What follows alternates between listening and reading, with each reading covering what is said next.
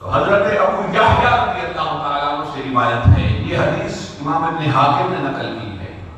اللہ اکبر، فرمایا سمع علی یحلف، اللہ اکبر، فرمایا جب مولا کائنات کو میں نے سنا اس حال میں کہ یحلف وہ قسم کھا کے کہہ رہے تھے لَأَنزَلَ اللَّهُ اسْمَ أَبِي بَكْرٍ مِنَ السَّمَاءِ، وہ قسم کھا کے کہہ رہے تھے مولا کائنات کہ ابو بکر کو صدیق کا لقب آسمانوں سے ملا۔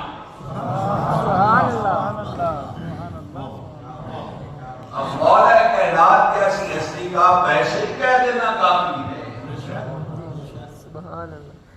مگر اس کیفیت میں کہ وہ میرے آقا کا اتنا بڑا عاشق ہے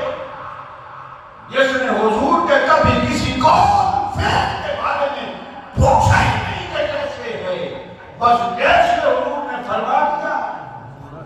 جیسے حضور نے کر دیا، اسی کو ایمان سمجھ لیا۔ تو مولا کائنات میرا ایمان کہتا ہے اور میری فکر کہتی ہے کہ ایسی بات سن کے مولا کائنات کی وجد میں آ گئے ہوں گے، ہاں ایسا ہوگا تو فرمایا اللہ کی قسم اس سچے کو